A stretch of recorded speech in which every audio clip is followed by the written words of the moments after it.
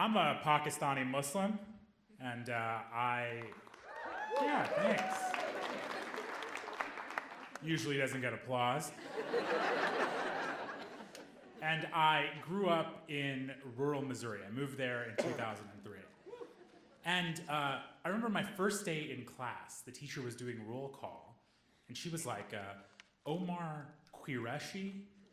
Omar Qureshi? And I was like, it's Qureshi, let's cool it with that. I'm new here. And this kid in the front of the classroom looks back and he's like, did she just say Osama bin Laden? I was like, no. This kid's name was Brett. Very next day, Brett walks up to me. He says, I talked to my daddy about you. I was like, oh boy, what'd he say? Are you in Al-Qaeda? I was like, no, I'm not in Al-Qaeda. He was like, all right, we can be friends then. Dude, I'm like, this guy's an idiot. That's all it took? I can't go to TSA with a weak argument like that. So things started out pretty rocky. But I immediately made a best friend when I moved to Missouri. My best friend's name was Brendan. Brendan was great. He had just moved from another town in Missouri because his dad was a pastor and he was going to take over the local church. And Brendan was great. He later became the captain of the football, basketball, and baseball teams. And Brendan said, look, this is the best town. Like, I got my hair cut the other night at this guy named Troy's, and Troy is the best, man. Troy cut my hair. He talked to me about football. He talked to me about church. You're going to love Troy. You got to go there.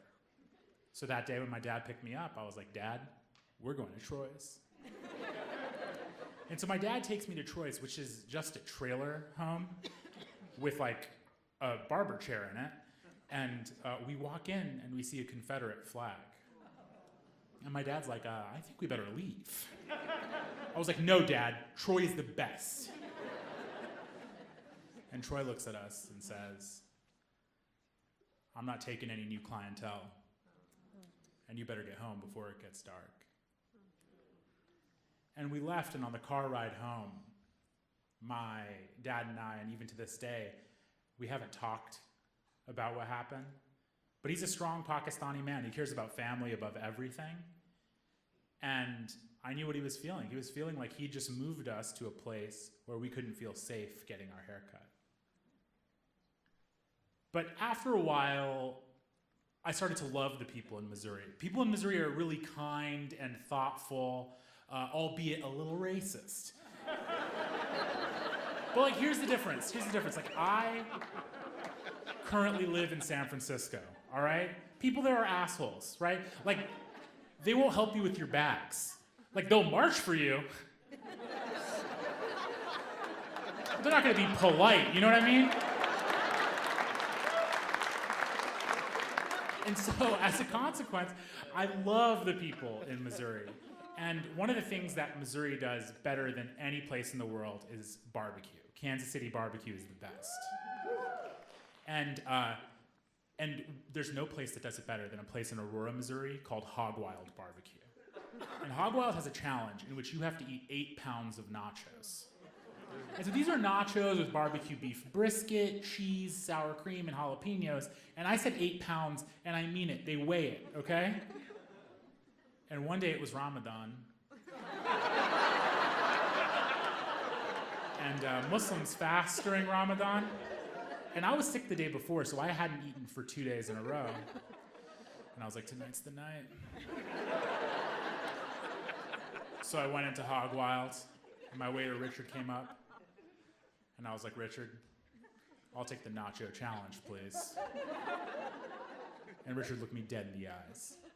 And he was like, listen, buddy, there ain't no way in hell an Arab's gonna eat that many nachos.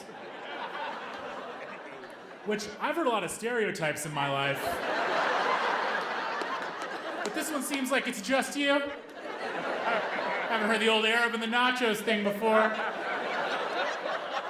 So at first, I just wanted to eat a lot of nachos.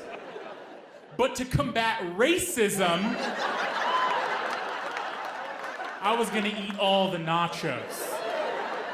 And I clawed my way, inch by inch through those nachos. And I'm proud to say, I successfully completed that challenge. Thank you. And if you're thinking, hey Omar, should I try that? Of course not. It was 7.75 pounds too much. My body felt ruined afterwards. Like my mom's a doctor, and I was like, Mom, I think I might be dying. And she was like, yeah, you probably are. You just ate a fat baby's weight in nachos. It would be a medical miracle if you survived. That doesn't feel good. You know what the prize was for this, by the way?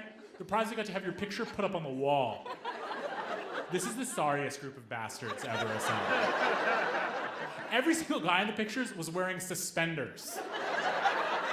Not like a cool Brooklyn hipster way, but in a like, yeah, belt's not gonna work kind of way. That's what I realized I was. You know how heartbreaking that is? And Richard came back up and he was like, that was incredible. I didn't think you could do it. And on that day, I, as a Muslim man, earned Richard's respect. And I gotta tell you, it was not worth it. Huge mistake. Huge mistake. But the great thing about Missouri is when you felt like you're part of the community, you love the people there, and one of the great things about Missouri was that after a while, we started to get a bigger and bigger Muslim population. Because you see, heart disease is a big problem in Missouri, and you know, Pakistanis go to med school. So we're like, we got you, baby, we're here. And we started to get such a big Muslim population that we were able to start our own mosque in Joplin, Missouri. And the mosque was an incredible place. It wasn't just a place where you could come and pray together. It was more important than that. Because a lot of the kids lived in rural communities and they might have been the only Muslim student in their town. So a lot of them had confidence problems. And so at the mosque, we tried to teach kids public speaking to help build their confidence. And it made a world of difference in their lives. It gave them the confidence to speak up in class, to make friends, and to be an active part of the community. So the mosque meant everything to us.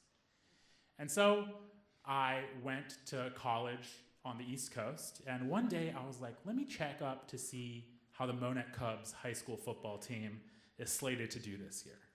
So I pull up the Joplin Globe, the local newspaper. And the headline that day said, Joplin Mosque burned to the ground. And it was Ramadan then. And so I knew my parents and a lot of the community members were there the night before. And so I called my dad, and there was no response. And then I called my mom, and my sister, and my brother. No one responded. Then finally, early in the morning, my dad answered. He's like, what's up? I was like, are you alive? He was like, yeah, I think this phone call settles it. And I told him what happened, and he said everyone was probably safe, but he called everyone to make sure, but they had left before the arsonist had come. And later I saw the security camera footage of the arsonist burning down the mosque, and it was in black and white because it was at night, and he looks up at the camera and smiles a big white smile. And the next thing you see is the side of the mosque lit up in bright white flames. And I knew that there was no way that we could rebuild that mosque. Because no matter how much good the mosque did to us, no matter how much it meant to us, it was worth nobody's life. And so when I came back that break, I resolved to make sure we never rebuilt. And when I came back, I asked my dad to take me to Black Cat Lane where the mosque used to stand. And the only remaining structure was the mailbox. And in that mailbox was a letter addressed just to the Muslims. And I opened the letter. A few years before that, one of the most devastating tornadoes of all time hit Joplin, Missouri. And because the ER was full and the hospitals were full, there weren't places to deal with minor scrapes and cuts.